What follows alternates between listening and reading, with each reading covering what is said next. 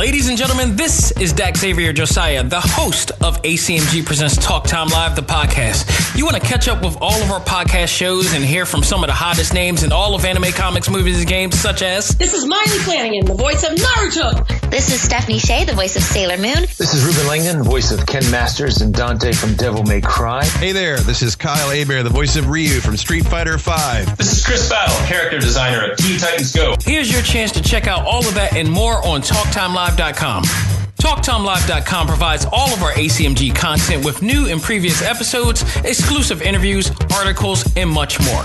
Visit TalkTimeLive.com and let us help you learn to let go, live life, and love all things A.C.M.G. Talk Time Live. Hey there, this is Kyle Hebert, the voice of Ryu from Street Fighter V. Rise up. The answer lies in the heart of battle. You're listening to A.C.M.G. Presents Talk Time Live. Hadouken! It's time for your Talk Time Live exclusive. You are now about to witness the strength of geek knowledge. Ladies and gentlemen, returning to the show for the third time to talk about all of the things going on in the world of Inti Creates and more. From Japan, folks, please welcome back Matt Papa to Talk Time Live exclusive. What's going on, good sir? And good morning. Thank you very much. Good evening to you, sir. Always get a kick out of that. It's just... I know, right? I know somebody from Japan. Weird. In the future man and all that stuff. How about that? So, first of all, I gotta put you on blast. Congratulations. You've been doing a hell of a lot. Not just traveling, just promoting Inti Creates and all of the great retro games that they have come out with as of recent and damn sure the future. But I gotta plug you too. You lost a lot of weight, and you look great, brother, so congratulations to that. Thank you very much. I think probably since the last time we talked here, I probably am about... When was the last time I talked to you? Like mid... It might have been 2 years ago. No. It might. If that's 2 years ago, time... Wait. I can tell you. When did Gunvolt come out? Gunvolt 2? Yes. Oh, no, I think we talked for the Switch version, right? No, I think it was the original version. Because Gunvolt 2 came out in 2016. But right. I'm pretty sure I've talked to you since 2016. You know what? You may be right. Because it was a dual pack. It was the dual pack. Yeah. So either way, since the last time I talked to you, I'm down about 40 pounds. Now, achievement unlocked, people. You hear that? Yeah, it's nuts. I bought slim-fitting jeans for the first time in my adult life yesterday. It was pretty wild. Like I don't know who this guy is, but he's welcome to stick around as far as I'm concerned. Achievement unlocked, millennial mode. Yeah, right. Tell me that. Awesome. Jeez. But yeah, it's a nice feeling. I feel like a different person, in all honesty, in the best way. What exactly did you? I mean, not to get off track, but what exactly did you do? What did you cut off in order to So I did, especially in the very beginning, I did a lot of very, very honest, very strict calorie counting. Yeah. And that's really what it came down to. And then as you do that, the beautiful thing for me that worked for me as opposed to like other diets and things I've tried in the past is that if you're counting calories, you can still eat whatever you want. Yes, that is correct. As long as you're stay below the magic number. So naturally, mentally stable people. as you start to do it and you get a feel for like, this can of soda has X amount of calories. Yes. This 12-ounce steak has X amount of calories, whatever. You start to get an idea of like what works and what doesn't, and you start to understand the reasons why you're overweight in the first place. Right. Like for me, the biggest change that I made was in my morning routine. Mm-hmm.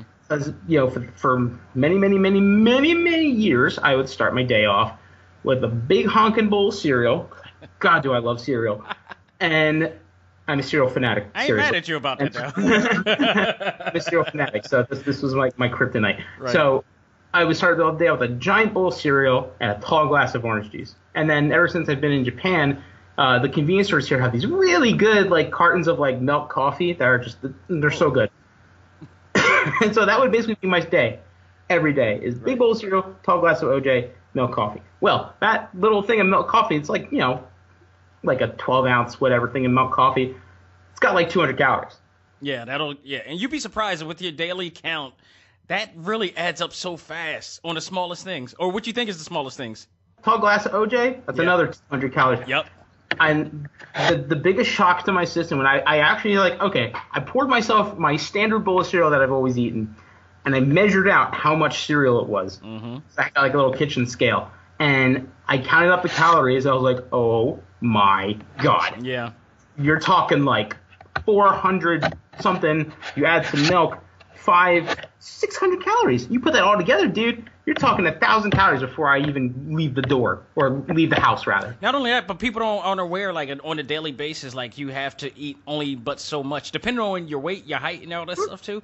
That all plays a factor, and that information, that loss of information, you know, you're gonna do whatever the hell you want, but once you get informed of it, you're kind of on the lookout. Yeah. So that was a shock to my system, and I couldn't believe it. I thought I was like, well, I'm not the healthiest eater in the world, but I'm not like a train wreck either. Right, exactly. I thought it was like kind of middle of the road. And then, you know, I ate what I normally would on a given day and just counted up all the calories, and it was well over 3,000 calories. And I was like, well, no wonder why I'm overweight. We got to fix this. Do you ever use MyFitnessPal by any chance?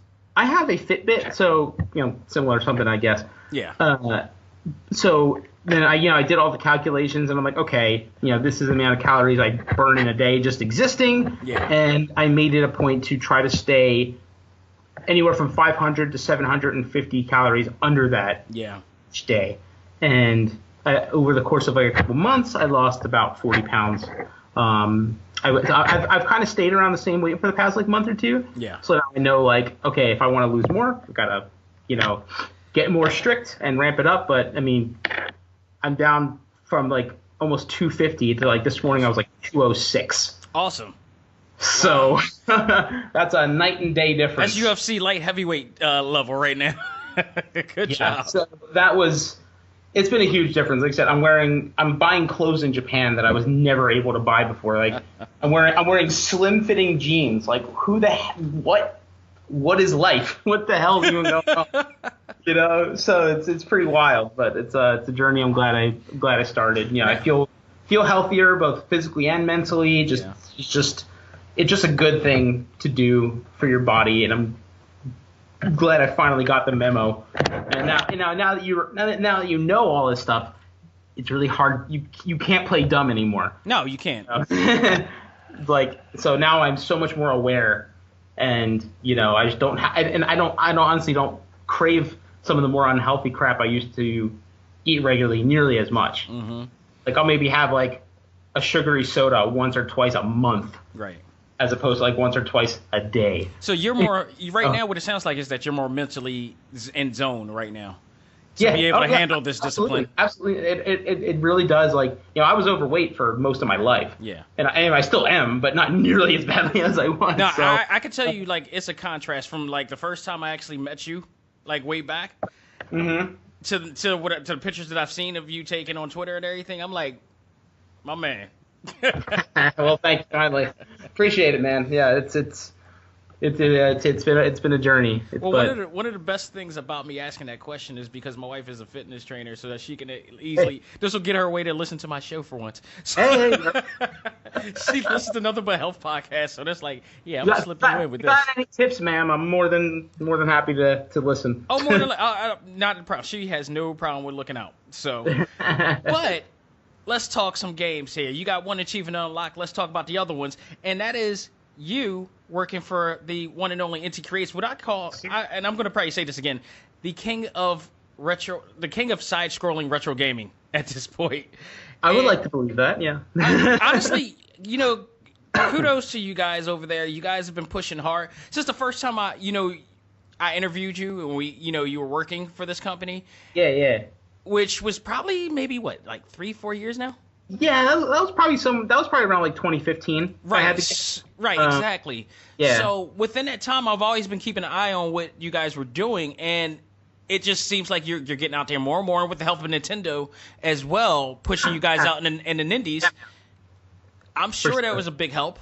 Oh yeah. And honestly, you know, Nintendo's been really good to us. They've been a great partner. You know, the Switch, especially since the Switch has come out. It's been a big game changer for us. You could have found a better platform to do your. It really is. It really truly is. Like, Switch has been very good to us, and it's been very good to a lot of developers, honestly. you know, we have a bunch of Switch exclusives, and even the stuff that we have that's not exclusive, does incredibly well on Switch. Like Curse of the Moon, for example. When we hit 100,000 downloads for Curse of the Moon, we released.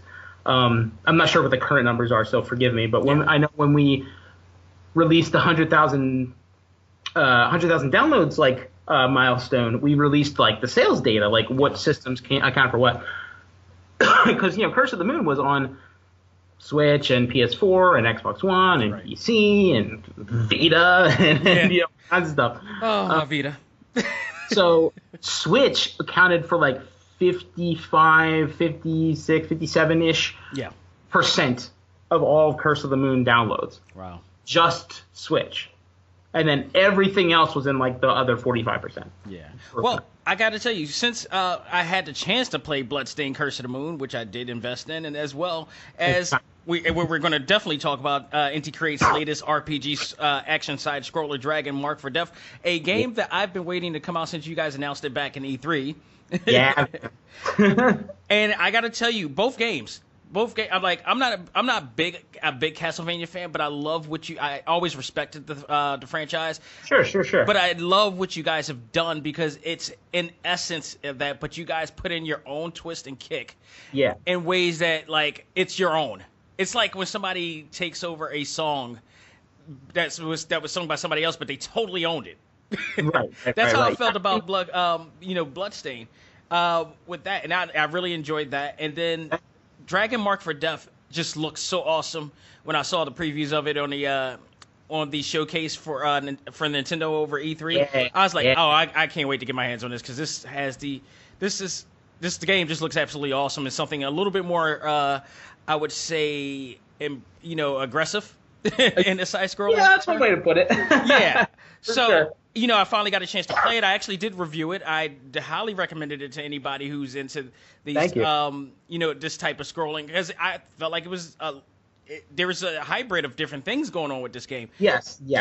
Are you able to tell our listeners as to what went into the making of Dragon Mark for Death? So Dragon Mark for Death has quite a history. And I actually learned this after the fact. But Dragon Mark for Death originally started as a PSP title. Is that right? I'm not talking Vita. I'm talking PSP. The one that's in my closet right now. Exactly.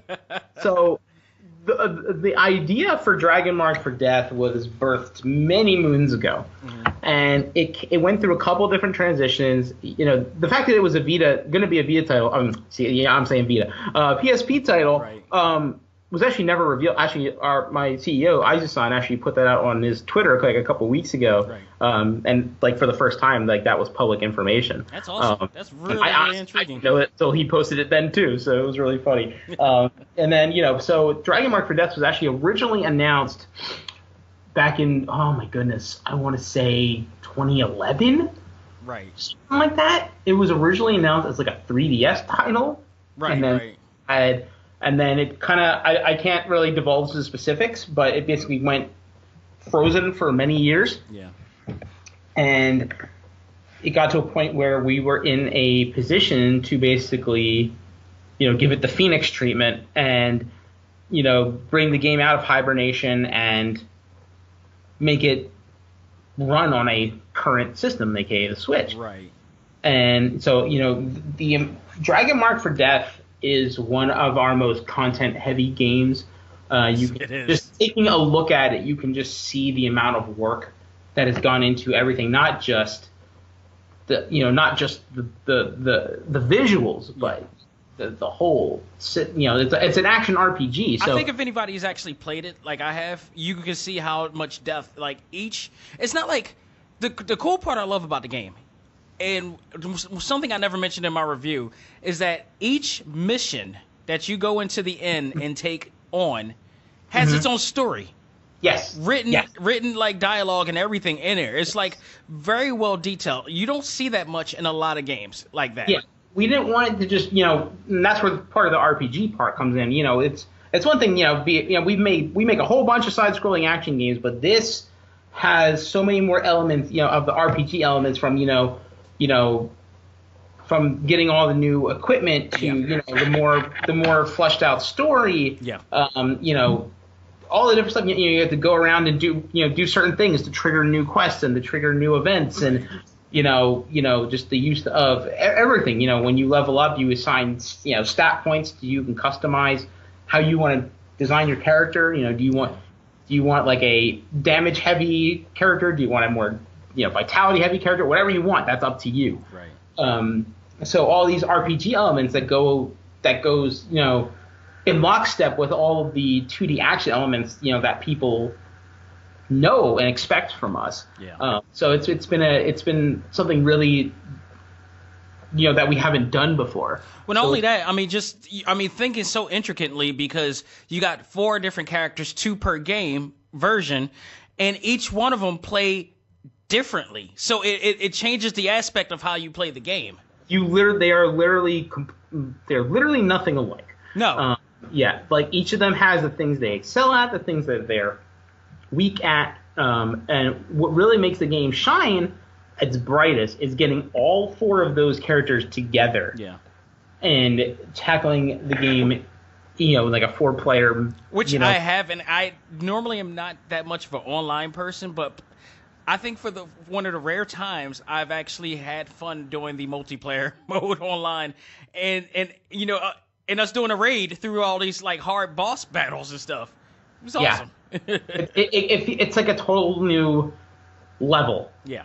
Playing the game single player is fun and it's awesome. Yeah. And then you get the whole crew in there, and that's when it's it feels fundamentally different, but for the best. Well, the other thing too, the stage design is made to accommodate each character in their own specific way, which I thought was awesome too. It's like there's some parts of the design that you can't use with a certain character.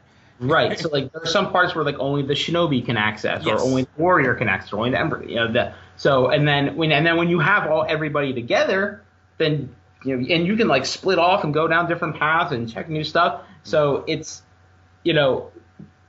that's the reason even if you're playing like local multiplayer, everyone needs their own system, because we don't want the main reason why we did that, because we get asked a lot like, why isn't this like couch co-op? Why isn't it all on the same screen? Right. Well, because that would completely restrict the freedom that each character has.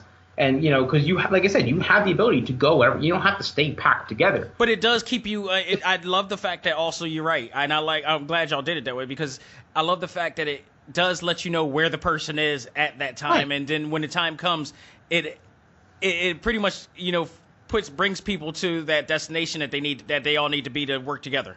Exactly. A lot of times you'll see like the shinobi, he's jumping all around, running all around, and going up different paths half the time. Yeah. If that was all on one screen, it would completely. I feel like it would either restrict, the places he can go, for example, or like the shinobi goes off somewhere, and then the empress goes off somewhere else, and you're doing all this stuff at the same time.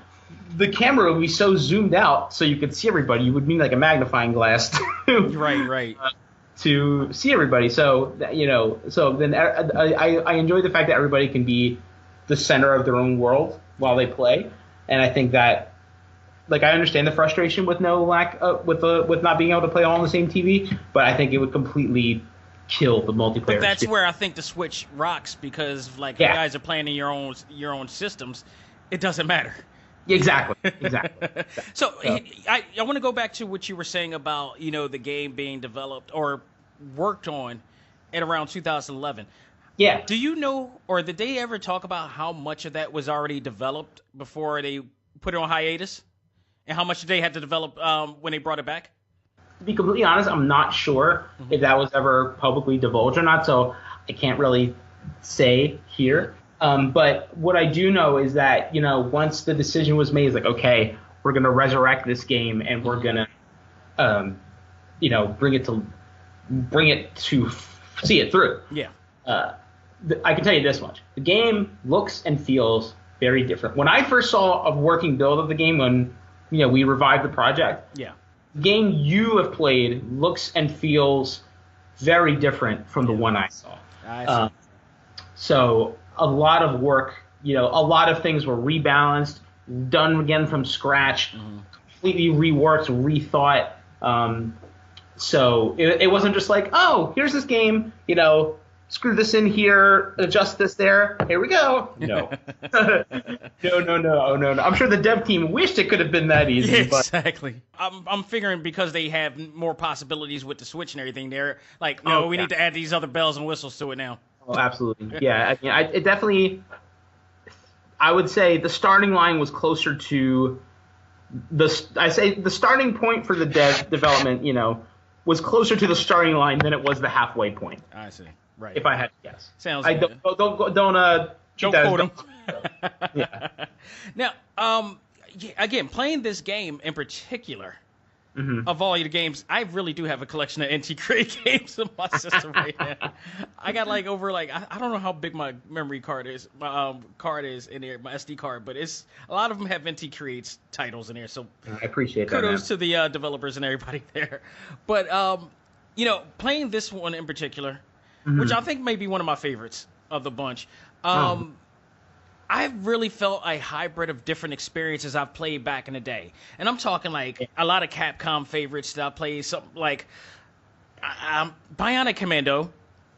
There was a little bit of feeling of there. Of course, some Mega Man love was in there, some Castlevania love, a little bit of, Metroid, and many other ones. I even say, hell, the Capcom Marvel games, side-scrolling games from back. There was a lot of hybrid feel, nostalgia I had in here. Was there any classic games that the company looked at and wanted to implement into this game when they were doing this? I'm not sure, specifics, but every game that's ever made always is looking at the past for inspiration. And you will definitely see shadows of even other indie creations. A lot of people, say how much the Shinobi reminds them of playing as Copen in Gunvolt 2. Yes. Or how the Empress's sword swing feels good, just like Zero's did, and all kinds of stuff like that. So, she's my favorite too, by the way. Yeah. So obviously, it is its own unique thing.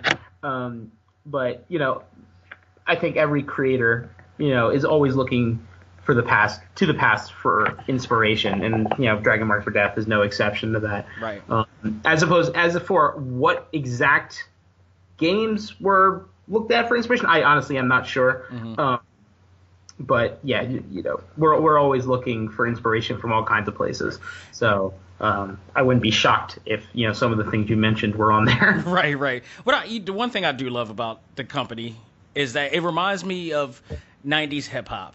And I say this from a standpoint, in a sense that in 90s hip hop, we kind of played, I say we like I was in it, but 90s hip hop paid a lot of tribute to the past, like jazz and funk and all that stuff, and implemented all of that into the new era, and in some ways paying homage to that. I feel like Inti Creates does the same thing in that respect. And that's why I think where the company shines at. It really is like, love the future, but don't forget the past. And there's still a lot of fun to be had with the past. Right. Yeah, because at the end of the day, we're a bunch of video game nerds. At the end of the day, there's a very, very high concentration of people who love classic games here. Right. We're fans too. So. Those are the kind of games that many of us love, in our hearts more than any other. Right. So those are the kind of games that we want to make. And so taking that, we have the best of both worlds, is where we can make games. I think I remember Aizu-san talked to me about this once, and I was like, that's such a great way to describe it. We want to make games, we love these classic style games, and we want to make these games feel today because when you imagine games you play as a kid, you kind of have the rose-colored glasses, right? Yeah. When it's a kid, you don't see necessarily some gameplay flaws or weird translation errors or stuff like that, or all the things that all the blemishes that were there, but through your big shiny kid eyes, you don't see any of that. But when we wear the modern day goggles, so we want to make games that still give you that that invoke that same feeling, but just in the modern day. You know, doing all, you know, in taking advantage of all of the, you know, modern enhancements and things you can do with modern games. And I think no game better represents that than Blaster Master Zero. Yeah, you know what's so funny about that game? I never really got into the original game. I've played it many a times, but I never got really far. You guys came out with Zero, and I was like so hooked on that. And I really had and the funny part is that like I played the original shortly after, I think from online or something of that nature. Or no, it was online or it was like the 3DS. And I was like, what is like, this is literally the same thing, but it gives you a little bit more of what you had. And I'm like, why didn't I enjoy this in the past? Well, yeah, I mean, like, and that's the thing, you know, you can take all the things that made the original NES game great. Yeah. And dial it up to 11 and add all the conveniences and the modern day, you know, quality of life improvements. Yeah. And so actually, yeah, when we finished development on Zero, you know, I played through it a couple times, and with the DLCs and everything, right? I actually went back and kind of did the same thing. I actually went back and played the original on NES, and I'm like, woof, like the game's, it's still a classic and it's still amazing. Yeah. But you can see just how many improvements and things, especially the life stuff that you can do on a modern system by comparison. And you realize like, oh, you know, it's just a rehash, or, you know, people like to say that, you know, when it comes to like, you know, reviving old properties. But I'm like, when you actually go back and play the original without your rose-colored glasses, you can see just how much has changed and just how many improvements have been. So, and then that's the kind of stuff we love to do. You know, give that retro-style experience with all the modern-day quality of life and polish that we can deliver today. Absolutely. And I think that's what a lot of people here strive for and really enjoy, myself included. Oh, I'm sure, absolutely. So the company has also announced that there was a spinoff to AZURE Striker Gunvolt entitled Gunvolt Chronicles Luminous Avenger 9. Can you give us a little info on what to expect when with this news of a new action scroller with one of our favorite characters from that series? So I'm gonna correct you just a little bit here before I begin. It's actually Ix. Is it really? Yes, it is. Well, kiss my grits. To be fair, you're not the first person to make that assumption, and you will almost certainly not be the last one. I'm sure. So just to set the record straight. Yeah. So actually, Luminous Avenger Ix is I guess you could call it like a spin-off of the Azure Striker Gunvolt series that features, you know, kind of the series, like, I don't want to say antagonist, but kind of like anti-hero. He came off like an anti-hero to me. Yeah, like the series anti-hero Copen. Yeah. Who is like the star of the show. A favorite of many, many fans. People like him. Well, his gameplay is so much fun. Some of his character traits, I want to kind of slap him around a little bit, but his gameplay is just, you know, satisfied chef face. You know, it's so much fun. So he is at the forefront of the story this time. Yeah. And you know this takes place. It's kind of like, you know, that's what it's called, Gunvolt Chronicles, because it's not part of like the main Gunvolt timeline. This is like a whole side type of story situation. It's its own thing. And I feel for all of the Gunvolt faithful out there, because, you know, we announced this back in May of last year at Bit Summit. Yeah. And everything's been quiet since then. So, you know, the Gunvolt faithful, yeah, and understandably so, like, well, God, just give me that Ix info, man. I need it. Because what we did with Ix that we don't normally, and you'll see most companies don't ever really do, is we announced Ix very early. Because we wanted the Gunvolt fans to know, like, hey, there's a new Gunvolt game coming, but it's going to be a little while. Because normally you would first announce a game when it's either done or close to done, you know, development wise. So you can narrow down like release dates and like stuff like that and yada yada. When we announced Ix, you know, it's basically, you know, if you look at the trailer, it says now in development. So this was kind of not so much a, hey, game's coming out soon. It's like hey, this game exists. Yeah. And now, when we announced that, it was very, very early in the dev cycle. I'm talking probably less than 10% complete. Wow. Like, really early. That confident y'all gonna definitely have this out. So, we wanted the Gunvolt faithful to know, like, hey, there is more in the Gunvolt world coming, but we didn't want to keep y'all hanging forever. Right. So, but, Ix has come a long way since Bit Summit, I can tell you. Yeah, I'm seeing all kinds of cool stuff Awesome. on monitors all around the office, and I think the Gunvolt faithful will definitely be pleased with what they see with Ix. And I'm having fun with the project so far, and I definitely think people are going to be pleased with what they see. I know possibly you can't answer this question, but far be it from me to not ask. Sure, man. Are we going to see this in 2019? I can't or deny that. Yeah, you know how it goes. Then you know how I got to roll. I got to bring it up either regardless. Absolutely. Throw a stone out there, see if it skips. I can neither confirm nor deny that. What I can tell you is that, the team is, working full steam ahead. Progress, I'm seeing the progress. So I can tell you that it is being worked on. Yeah. Right here and now. And, there's a lot of hands on deck. So that's always good. And yeah, just I think you Gunvolt peeps will be happy. That's unfortunately that's about all I can say right now. That's enough said. That's all I expected anyway, but you got to throw it out there. But let's talk about you and just traveling in general, because I think if I'm right, 2018 was a heavy year for you, just traveling consistently. You were making rounds across the U.S. and Japan, promoting some of INTI's latest, releases. What were some of your favorite events to attend this last year? Last year, all right, I gotta. My memory. So many places you can't even terrible. I have the worst memory and I hate it. So let me go down memory lane here and let's see, because we had PAX East. That was really fun. I love PAX East. PAX East is one of my favorites because it has the hoopla of PAX West. Yeah. But it's a bit more chill, and being a Eastern Seaboard fella, I see a lot more familiar faces at PAX East than I do at West. Right. So that's always really nice.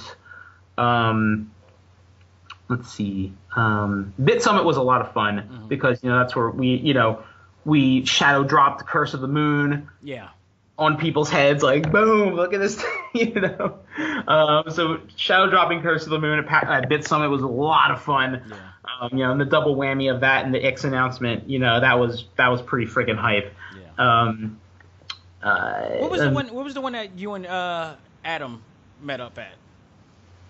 That was Anime NYC. That was the last event we did that was the one we did for the first time. Okay. Actually, last year back in November, because we had never done an NYC event before as INTI, and we never did it. We have yet to do like a big anime show on the East Coast, and credit to Anime NYC. It was only their second year, but they hit around like 35K attendance. That's a good number. That already puts them in like the top 10 attendance in for anime cons in the U.S. Yeah. Because there's Anime Expo, which is does gangbusters. Okay, yeah, that's pretty much the prime one. We were at Anime Expo too. We're at AX every year. Yeah. That was a lot of fun too. But Anime NYC, to their credit, they went from like 20K in year one to like 35-ish in year two. That's a good number. And then they seem to they seem confident that they're going to keep growing. And so it was kind of interesting to get on, like the ground floor of an event, more or less, like on the mezzanine of an event. That was really nice for us. It was really nice being, not quite home but close. Yeah. So that was really cool. Well, with anime like going further into the mainstream, it's only going to get bigger. Yeah, oh, definitely. And, you know, a lot of it works for most of our games. Yeah. You know, stuff like Gunvolt, stuff like Dragon always does pretty well. Anime cons, you know, games like, and obviously like Galgun does very well. Of course. To the surprise of literally nobody. It's the culture. You know, stuff like Blaster Master and like, you know, like Curse of the Moon sees a lot better results at like a PAX. Yes. Than, you know, stuff like Gunvolt does. So that's why we do anime and gaming events for that reason, because some of our games tend to resonate more with the anime crowd, and some of our games, you know, resonate, you know, the gamer, you know, the standard, you know, the gamer crowd tends to respond better to certain titles than others. So that's why we ideally like to do, you know, some, you know, East Coast gaming and anime, some West Coast gaming and anime. You know, and then of course, you know, we do Bit Summit, which is a fabulous event. I've really come to love Bit Summit. It's Japan's like only indie gaming event, and it's in Kyoto, and it's a lot. It's still a small event, but it's gotten a lot bigger. And what I really love about Bit Summit is that there are game industry legends that just walk around there just like like I'm just a person, don't mind me, I created these amazing games, or I'm you know whatever. And it's really cool because, you know, Nintendo of Japan doesn't do that many events. Right. So this is one of the very few events that Nintendo of Japan actually exhibits at, because it's right in their back. It's in Kyoto. It's right in their backyard. So it's really cool to see what like NCL, as we call them, Nintendo of Japan. It's really cool to see NCL is up to here, because they're not at like Tokyo Game Show. They're never at, I guess. So it's really cool to see what they're up to, and, you know, just rub elbows with a bunch of really amazing indie creators here, and industry legends that you just see, like I said, just milling about. So yeah, I've really, Bit Summit is come to be one of my favorites. Plus, it's always nice to get back to the Kansai region, which is where when I first came to Japan many moons ago. That's where I lived, and I still really have affection for that area. And God bless the Switch, man, because those plane rides are long. I'm telling you, look. Oh my God, dude, the Switch has been the single biggest difference in airline travel. Or travel in general. Oh my God.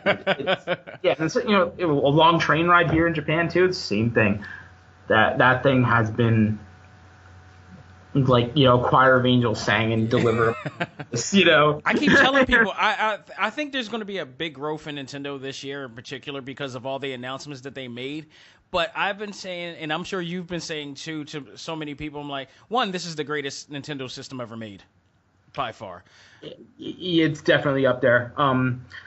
It very well may. You know, if I take my nostalgia glasses off, then it's hard to argue that. I mean, I have my fill of other, you know, systems too from them, but it's hard to deny what these guys have done with this. You know, because, you know, I think the ones that have had the biggest impact just on the gaming world overall, I think, have been the NES and the Wii. Yeah. And I think the Switch. Well, definitely from a sales and promotional standpoint, but I think just if you want to talk about just like straight legit power innovation. Oh yeah, I mean, I always look at it as like the effect it not just had on the gaming world, but just in like everywhere else too. Like the NES saved video games in North America. Oh yeah, it did. And, you know, the Wii basically, the Wii somehow managed to find itself into the homes of people who would otherwise never buy a whole new demographic, a gaming system. Yeah, I think of how many like old folks' homes and hospitals and schools and. Let me tell you, I used to work for the Alzheimer's Association. We had like what we called a rec center and such, and the idea was to keep them active. You know, one of the ways that we kept them active. Like, so we get them some Wii bowling. There you go. Exactly what we did. Yeah, and, you know, there was a bunch of them that did that. Mm-hmm. So I think just in terms of, and then the Switch now it's genius, frankly. It is. And Undeniably. It will definitely be in there, and I honestly think by the time it's all said and done, especially if we can play more classic stuff on there. You get Super NES and 64, and you get some of the older, more classics games on there. Yeah. In some way, shape, or form, I don't know or care how. It would honestly be hard to deny. Yeah. It being. I know I better see a Punch Out in there of some form or fashion. Well, I mean, there's the arcade one. Yeah, you know what? They need to nerf that down. I have that. Oh, that's all. It's hard as hell. Oh my God, it's hard as hell. It's pretty brutal. But I mean, I'm gonna give you a double question here. Sure. What was your Sure. favorite game playing on 2018, and what are you most anticipating this year? 2018. Let's see. Because you streamed and ran through a lot of these things. I did. Let me think here. Well, obviously, I played a lot of Smash that came out at the end of 2018. Oh, good God. I'm still playing Smash. It's fabulous. It's fabulous. It's the epitome. Oh my goodness. I'm like brain farting here. Oh, I feel so bad. I'm like legit brain farting here. Let me help you out. Was 11 one of them? As in Mega Man 11. Yes. It was so nice. Just as I've been a lifelong Mega Man fan, and just it was so nice to see him make a comeback. And actually, and from what it seemed to do well, thankfully. So, and another testament to the Switch, having every single Mega Man and Mega Man X game in existence on one system. Yes. Freaking rad. Just saying. With the exception of the power, what was it? The game. Because I think I have it for the Neo Geo Pocket still. I still own it for Neo. What was yeah. What was the fighting game that they came out with years ago? Yes. Power, yeah. And I'm like, that's the only thing that's missing from this whole entire thing. I know. But, just to have every numbered Mega Man 1 through 11 and X through 8 on one system. It's awesome. It is. It's pretty freaking amazing. And again, you can take it on the road. And I did. Oh, did I ever? I'm trying to think of other stuff that came out last year, and I need to see my game collection. Yeah. Oh yeah. Which by the way, because are you strictly retro, or do you venture out into the newer generation stuff? Oh, I do. I think it's just I honestly. Because I've known you for years enough to know that you're primarily you're retro. Yeah, I mean, I love retro games. Retro games is, that's my thing. But I do not hesitate to play modern stuff. Like for example, I played. I got to get back to it. I kind of. This is what happens if there's games I can't. What'll happen to me a lot, and this happened to me with. I was playing. Was it the Yakuza 0? Oh yeah. And I never played a Yakuza game before, and that was your first one, huh? With it. And I have this problem where if I'm playing the game and I stop for whatever reason, if I have to go on a trip or some life gets in the way, I have a really hard time going back. Yeah, it's once the line is broken, it's like. I have to say, I was playing Valkyria Chronicles 4. That's another one I really, really liked. Yeah. I love that series. It's fabulous. especially with something I can honestly I can understand when it comes to Yakuza games because it's so heavy in continuity and deep with everything to do. Yeah, it's not even just Yakuza. It happens a lot with RPGs too. Yeah. I'll be playing it and I'm into it and I'm rolling and then something will take me away for a while and I just get. I don't know why I have such a hard time going back after I'm disconnected for a while. It's weird, I know. I've had games. I had open world games like that where it's just so big of the experience if I can't, focus on it right then and there. It's only rare for open world games that I've been able to not do that too. And maybe Spider-Man was one of them. But otherwise, yeah, it's and maybe Fist of the North Star was the other one I think last year. But otherwise, yeah, no, I get it. I totally get it. Yeah, it happens to me a lot with a lot of RPGs, and I feel so bad that it does. Is like, yeah, like. Well, with you traveling too, I'm sure that has a factor in it too, because you need something. You want a game, but you can't dedicate too much to something of that nature. So you need a pick up and go game. Yeah, so a lot of the stuff I end up playing is things I can pick up and go on. Yeah. And a lot of times when I try to play a more long game, like an RPG, it's so hard for me to see it through. Yeah. So, and it's unfortunate because there's so many good ones that came out, like Octopath Traveler. That's another one. Oh, yeah, that's a really beautiful game. Octopath, I was rolling, and then I wasn't able to play for like 2 weeks, and then it just like, just stopped, like it just happens. I don't know why. It drives me crazy. Like I gotta find some way to like beat that, whatever the hell that makes my brain do that. Right. So, all right, let's talk E3. Let's definitely talk E3 because, last year was pretty damn good, but this year is going to be something interesting this year because Sony has opted out of presenting this year, which many believe provides a huge gap of opportunity for other companies to shine. You guys especially. Does your company see this as an opportunistic or thing to really push your brand, or do you guys feel like you got to perform the same type of strategy going in? That's honestly a really good question. One that probably Aizu-san could answer better than me. But unfortunately, the trend with E3 in recent years has been you've been seeing a steady decline in E3 attendance and stuff like that. It got to a point where they started letting in non-industry people. Yeah. To help fill some of those gaps. So unfortunately, we always think, growing up, we remember E3 being like the thing. Almost like the gaming equivalent of San Diego Comic-Con, pretty much. Yeah.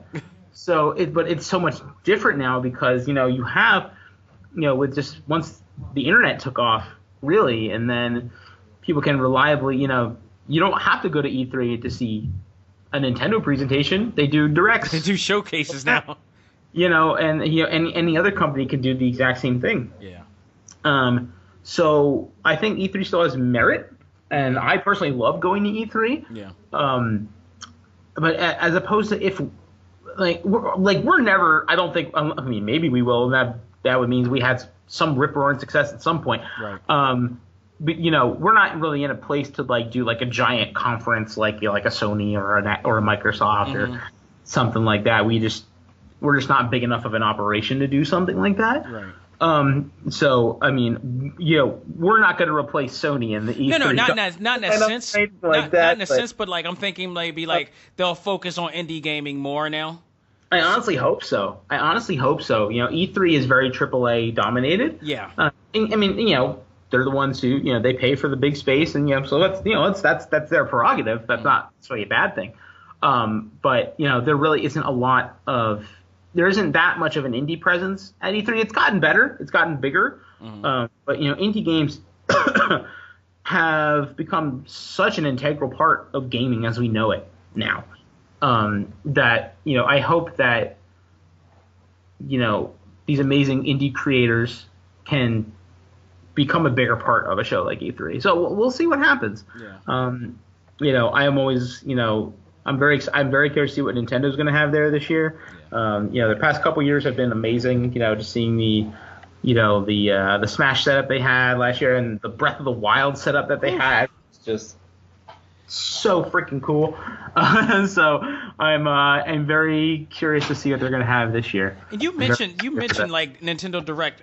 Do you get really excited about those? Absolutely, dude. People don't understand that it's an epic event when Nintendo Direct, because they know how to promote so well and create. I wish I had their promotion foo because people care. But they give you a reason to. They make it so epic, and especially when they do announcements and certain things that'll pop up, like the recent Nintendo Direct that just came out. I'm so excited about the things that are coming out soon. Dude, I will admit that when I saw the Link's Awakening trailer, I was a mess. I was a mess. That was one of my favorite Zelda games, and let me tell you, when I saw some of those familiar scenes, oh my god, I couldn't even, like, I was a mess. Like, Link's Awakening is my favorite Zelda game. It's a fan favorite. It's in my top 10 most impactful favorite games of all time. Yeah, it's one of the ones I beat. I didn't beat all of the Zelda games that I've ever played, but that was one of the ones that was near and dear to me because I beat it not just one time, multiple times when I had the Game Boy. That game, when that game came out, I was like, it came out in '93, so I was like, 8 years old. Mm-hmm. And that game completely and utterly captured my sense of wonder and imagination, and I can still remember the impact that game had on me today. Mm-hmm. And just see, that's one of the games nobody ever thought would basically ever see the light of day again in like some new way, because it was a one and done story, right? Literally, it is reborn. So seeing it reborn like this, like, I honestly never thought I'd see the day, and like I couldn't even. My ability to even was compromised. Thank you, Nintendo, for that in that case. Oh my god, I cannot wait to see more of it, and like, it's great, and the art style is so cute and fun, and I think it works perfectly for that setting. It does. It feels like the Game Boy graphics come to life in like modern day, and I love it. Well, that's exactly what it is, and nobody saw this coming, and this is this is not the first time they've done that where they like nobody saw this coming. They did. Nope. I remember when they did Metroids. Nobody knew a new Metroid game was coming out, let alone two of them. Nope, not even a little bit. When it came out, that's why I was just like, oh my god, because nobody didn't even smell it coming, didn't see it coming, didn't hear it coming, just. The one thing Link's Awakening straight to the face, and it was just great. The one thing I can definitely tell people, and what I love about what I try to tell people who have yet to get a Switch or is thinking about getting a Switch, when Nintendo comes out with these Nintendo Direct presentations and these showcases, they not only present and give you like a surprise deal, they also give you the exact date of when these things are coming out. Yeah, it's nice. You don't see that in like PlayStation and Xbox. You barely see that. It's always saying coming soon. I see more due dates of these games coming out. You see some like 2019, like Link's Awakening is like 2019. Well, no, you definitely see that, but you do get a lot of exact dates, which is nice. Even if they say 2019, it's not 9.5 chances out of 10 there will be it's coming out. Yeah. The only thing that I think they've ever had a problem coming out was talking about Metroids, and which is a rare thing, and to their credit, they apologized for it. They didn't hide away from it. I respect them even more because of it. As stuff happens. We'll keep this PG rated. Stuff happens, and that's all you can do is I think being a fan. And being on the industry side, I think that's honestly the best thing you can do is be honest with people. You say that, but I know companies out there, 2K Games, that actually have done the total opposite. I mean, I'm not going to throw shade. I'm not going to make any accusations. But no. You just sit down. I'll take care of that. Because, but it's. But there are other companies that have. Any company anywhere will do what they think is best for them, and. That's just how that goes. But I think, as someone who represents a game company, I always am honest. I never lied to our fans ever. Obviously, there are some things we can't tell. We can't always tell people every last detail. Right. Nor you have to. But who they want all the details, and I'm like, well, NDAs exist, dude. Like, sorry, that's not possible. But right.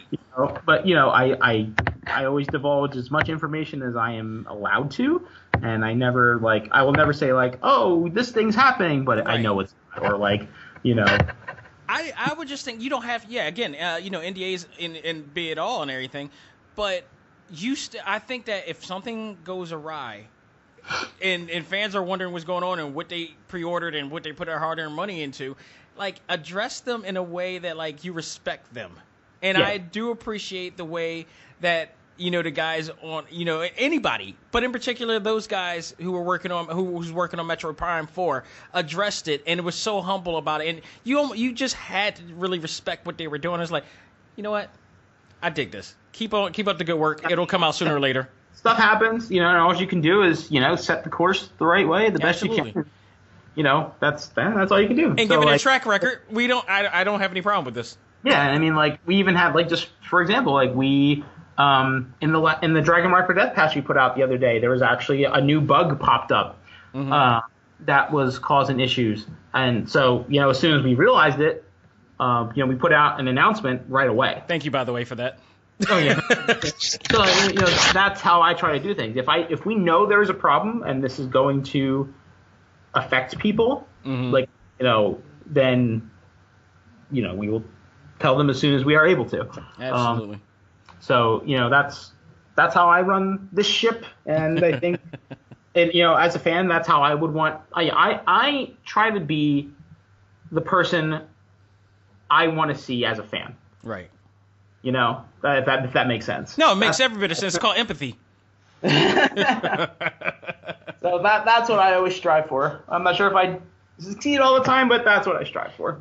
I mean, you can only do what you can do in the best way you can do it. Nobody's perfect, but no. That's what I strive for. Much to the internet's dismay. Yeah.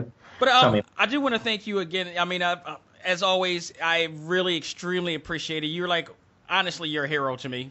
Oh, come on. Well, just not only not to toot your own horn, but just for a lot of reasons. But, I know your story. We've talked about that story. And it is crazy. Just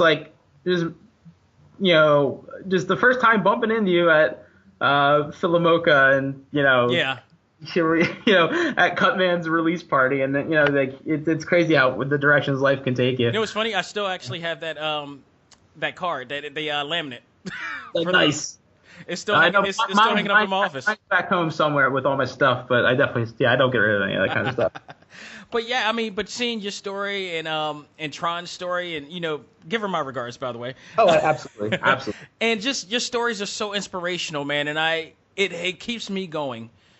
It's honestly, it's so humbling because I never look at myself that way, and I don't think oh yeah, I did this big amazing thing. Look at this guy. Yeah. No, that's just not me. And you tell me something good I did, I'll be the first person to tell you. That's just the kind of person I am. That's what I expect from you. But with that said, no, you guys are awesome. When it's so humbling to hear words like that. Honestly, sometimes my brain doesn't even really know how to process it properly. Wait, me? Are you sure you didn't get this the wrong? Are you sure you're this? Are you sure about that? Move over. I was talking about the other guy over there. So I guess what I'm trying to say is thank you. It's incredibly humbling, and I just it's stuff like that because there are plenty of days where things are really tough, and I'm like, am I doing this right? Am I doing good? We all have those days, right? So right. It's hearing such kind words like that. Those are the kind of things that really keep you going, during the really tough, when you're crunching with your head down and buried into an Excel sheet, and Oh, yeah. and how you're going to get all this stuff done, and just I can go on forever, but no, here's something that I always tell my client. I tell my clients all this all the time when I work with them for graphic design purposes and branding, promotional purposes and all this stuff, and they're busting their ass just like you bust your ass. And I got to tell people, because I learned this in psychology when I was studying in school, and it's something almost like a self-efficacy type of thing. It's like you got to stop. You have to stop, or somebody has to stop you to allow you to turn around, look at everything that you've done. Because sometimes when you're running forward, you get tired, you get fatigued, and you're wondering how much more can I do? What have I done? Am I doing enough? If you turn around and see how far and how many miles you put into your work, it energizes you again, and you need. I need to do that more. It's hard because you're always on forward, and it is hard. I mean, I tell myself, I'm talking about this now, but I tend to do that myself, and I gotta, yeah, man. it happens. So I mean, I'll be more than happy to remind you. I appreciate that. I do have one more question, and then just an end-off question, and we can give you your plugs from there. But, like I said at the beginning, Indy Creates, in my eyes, and thumbs, are you guys are the side-scrolling kings of indie gaming, in my opinion. You guys have grown, exponentially as far as awareness of your brand and everything, of all that you've done. Why your characters have ventured outside of the scope of, the game industry. Blade Strangers is what I own too. So I finally got a chance to see them in fighting form. Thank goodness. Yeah. That was really cool. Yeah, it really was, and it's beautiful too, by the way. It's fun. But also, I mean, like, has this allowed you guys to think about even, are there any? In other words, are there any plans to get out of your comfort zone and venture into other gaming genres? I can tell you this much: there are always ideas being kicked around. I've seen so many different proposals and idea sheets and stuff like that. We are. I think that I can't speak for any other company, but I think that probably happens a lot. At studio. Obviously, we can't make them all.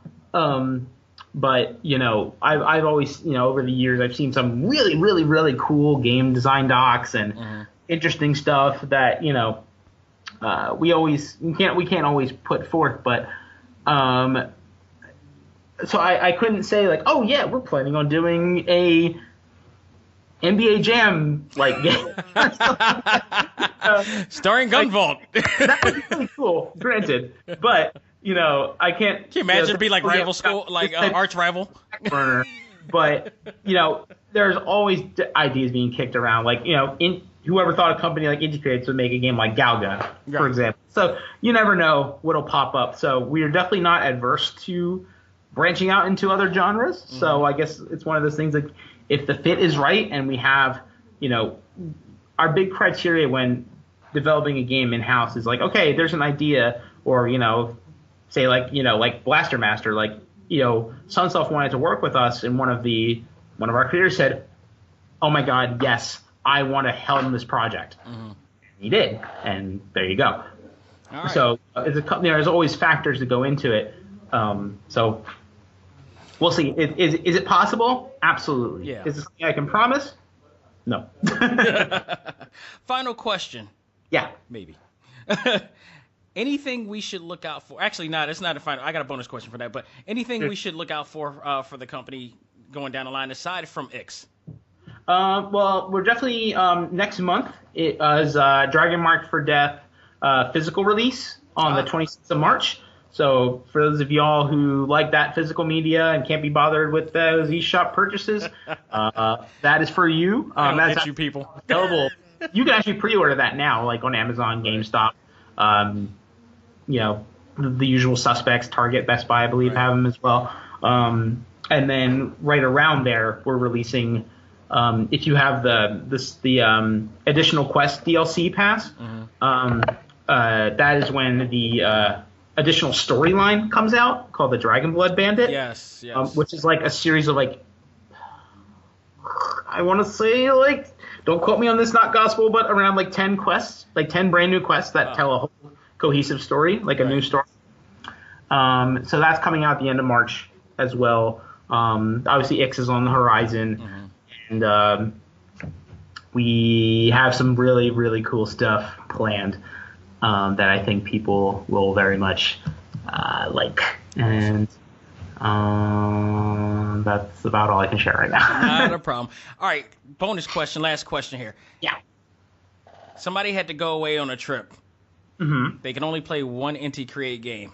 And not only one. Only one. Oh, man. What would you recommend to them? Well, they're going on a trip. I'm going to assume they have a Nintendo Switch. Of course. That's kind of a smart person thing to do. Of all, it still stands out to me to this day. Gunvolt 1 holds such a special place in my heart, not only because it's a fabulous side-scrolling action game, and it sets the tone. It's the first in a series. It sets the tone for the whole series. Yeah. But for me personally, it's the first game I ever localized, so it holds an extra special place for me. So I would say pick up that Azure Striker Gunvolt Striker Pack for Switch.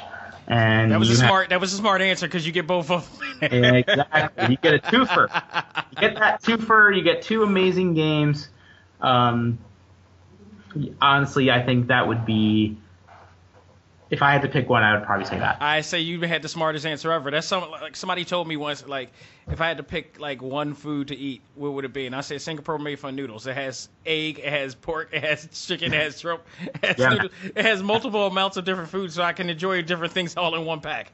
Smart answer, Matt. Thank you so very much for joining me, man. It's my pleasure, man. Always fun to talk to you. I really do hope to have you back on, and look forward to seeing what you guys are going to do next. And please give my regards to the entire team.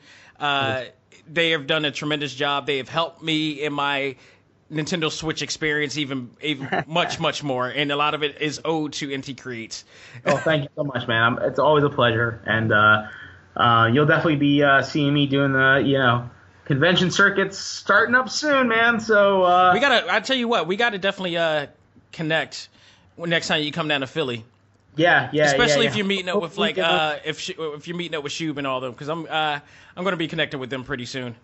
Yeah, hopefully we'll see what happens with like too many games this year. Yeah. Obviously, that's my hometown convention, so I would definitely love to get back to that if I can.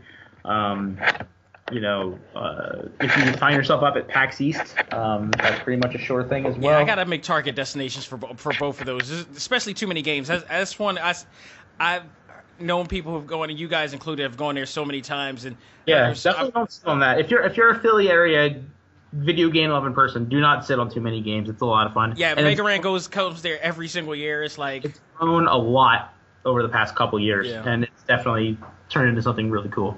Awesome. So yeah, definitely I'll do that. But right now, give you the opportunity to let everybody know where they can find you and where they can find INTI Creates. So by all means, go up for it. Yeah. So for official business, you can find INTI Creates on Facebook. If you just search INTI Creates, at INTI Creates EN on Twitter. We have a Twitch channel as well that we do streams every other week on. So it's also twitch.tv/INTI Creates EN. And then as for me, I post about random crap and shoot anime girl gifs on at Megamat77 on Twitter, and I also stream usually like at least once or twice a week on Twitch at again twitch.tv/Megamat77, and I'm actually playing through Link's Awakening right now, the game. You prep it up. Yeah, absolutely. So I played Katamari Reroll before that. And I play all kinds of different stuff. I still can't believe that's on the Switch. Oh, it's great. That was an exclusive PlayStation game at one point. I really hope they do the same thing for We Love Katamari as well. I'm really hoping. But Megamat77 on Twitter, Twitch. That's pretty much most of my public facing stuff. Yeah. So those two things. And again, thanks again for having me. And I'm going to go answer some emails and get some lunch. Ladies and gentlemen, I hope you enjoyed this very special episode all the way from Japan. On behalf of myself and Matt Papasan, all I got to say is learn to let go, live life, and love all things anime, comics, movies, and games. This is A.C.M.G. Presents Talk Time Live. We are out of here. Take care and sayonara. Bye.